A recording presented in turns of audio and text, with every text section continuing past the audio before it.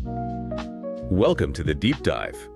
Today we are digging into the Q3 fiscal 2026 results for Helen of Troy. That's HELE for the ticker watchers, the parent company behind some huge brands you'd know, like Hydroflask, OXO, and Osprey. And this was a really critical pre-market call. It dropped early on January 8th with the CEO, Scott Uzzell, and CFO, Brian Grass. Right, and the context here is everything. They're dealing with, persistent macro headwinds, supply chain issues, and the stock was already under pressure. So our mission today is to really get under the hood of these numbers, understand the margin problems, and break down what looks like a major strategic pivot from management. A pivot that the market did not seem to love right out of the gate. The reaction was pretty swift. Okay, so let's start right there with that initial snapshot. What were the numbers that hit the wire before the opening bell? Well, the headline numbers were, let's say, a study in contradiction. Net sales landed at $512.8 million. Which is a decline year over year. It is, down about 3.4%. But, and this is the important part, it was actually above what the street was expecting. Consensus was closer to $505 million. So a top-line beat. And what about the bottom line, the adjusted EPS? Adjusted EPS came in at $1.71. That was right in line with expectations, maybe even a slight beat at the high end of the range. So if you just stopped reading there, you might think, okay, not a bad quarter. You might, but you absolutely cannot stop reading there. Because the real headline, the one that grabbed all the attention, was the massive swing to a GAAP loss. A huge loss. A loss of $3.65 per share. I mean, just compare that to a profit of $2.17 in the same quarter last year. Wow. So what happened? Where did that loss come from? Yeah. It's not an operational miss if the adjusted number was okay. No, it wasn't. Management pointed directly to a substantial non-cash pre-tax impairment charge, $65.9 million. And for you listening, an impairment charge is basically a write-down. The company is saying an asset on its books, probably goodwill from a past acquisition, isn't worth what they thought it was. It's a formal admission that the future earnings power of that asset has been reduced. It's a big red flag. And the market saw it as one. Oh, absolutely. Immediate pre-market pressure. The stock traded down sharply on really high volume, something like 2.6 times the average. The impairment and the guidance just spooked everyone. Okay, so let's unpack those operational results a little more, because beneath that slight revenue beat, it sounds like there was a real fight going on with profitability. The margin structure is where you see all the damage. This is the battleground. Gross margin dropped 200 basis points down to 46.9%. And the operating margin. Even worse, adjusted operating margin was down 370 basis points, landing at 12.9%.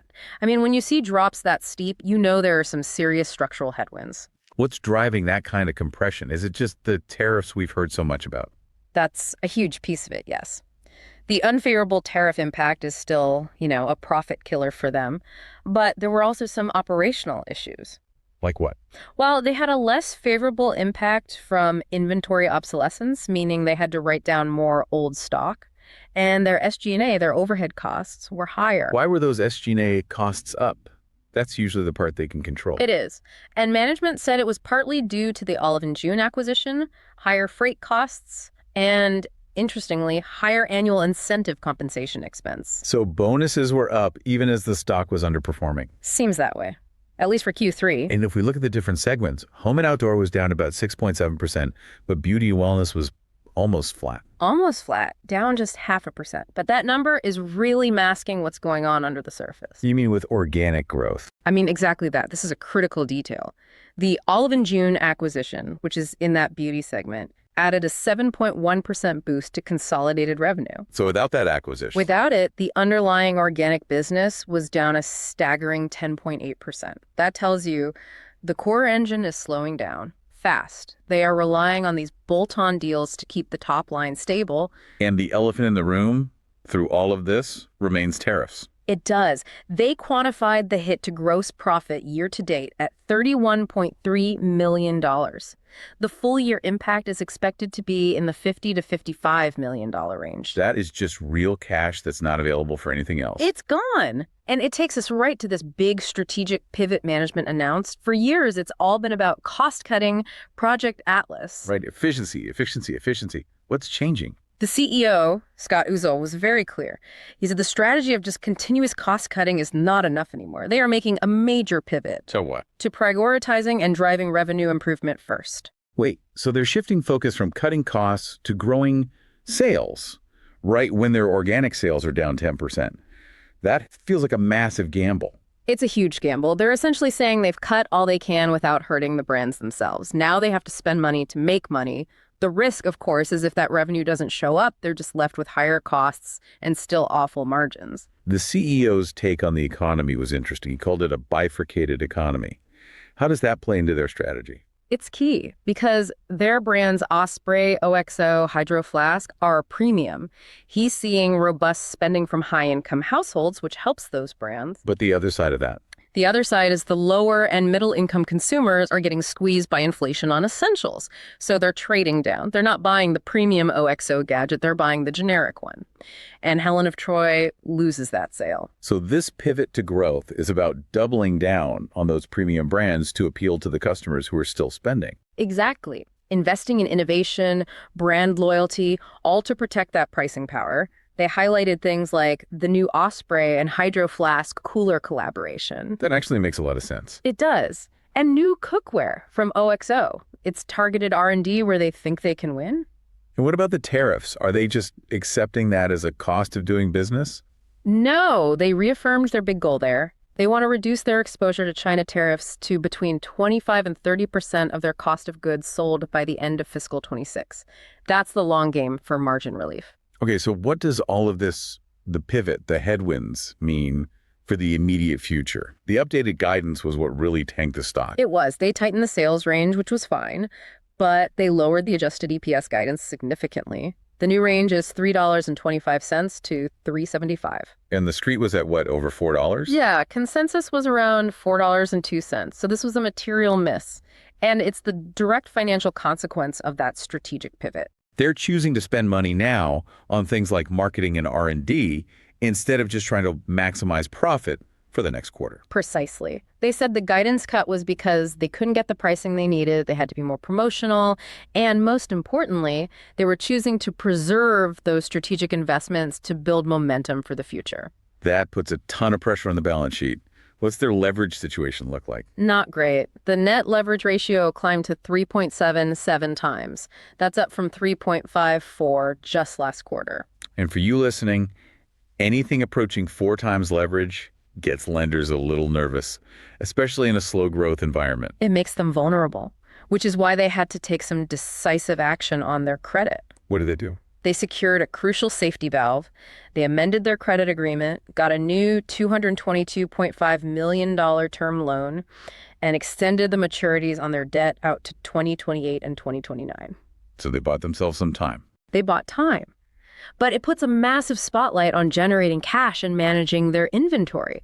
They have to prove this new strategy can work before those new deadlines start creeping up. Okay, that brings us to our This Is Not Financial Advice segment.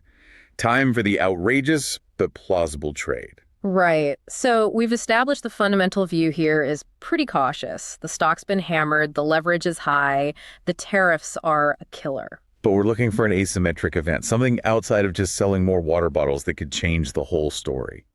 And we have to go back to the tariff issue, but not just their efforts to mitigate them. You're thinking bigger. Much bigger. Management mentioned it just briefly on the call, but they mentioned the possibility of a Supreme Court ruling or some other judicial action that could lead to tariff refunds. A refund. On tariffs they've already paid. Exactly.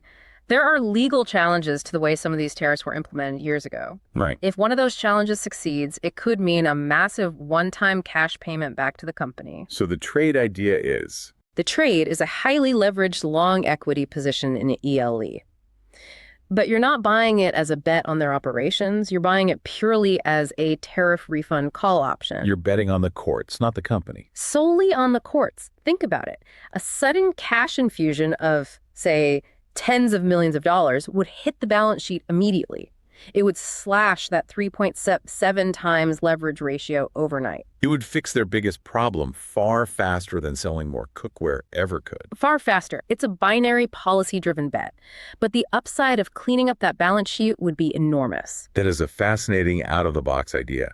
So to recap for you, Helen of Troy's quarter was really a tale of two stories. The backwards-looking numbers were okay. But the forward-looking narrative shifted entirely. Management is making a calculated high-stakes bet, sacrificing short-term profit to invest for long-term growth. The core challenge is still that margin fight, driven by the weak consumer and those brutal tariffs. The key thing to watch now is whether this big pivot can actually bend that steep organic decline curve. We'll see if they can pull it off by fiscal 27. And a final provocative thought for you to mull over. Management is laser-focused on efficiency and stabilizing that balance sheet. They're under immense pressure with leverage at 3.77 times. So as you watch their upcoming ICR conference presentation, think about this. What assets in their portfolio might be on the chopping block for divestiture if this big growth pivot doesn't deliver cash fast enough?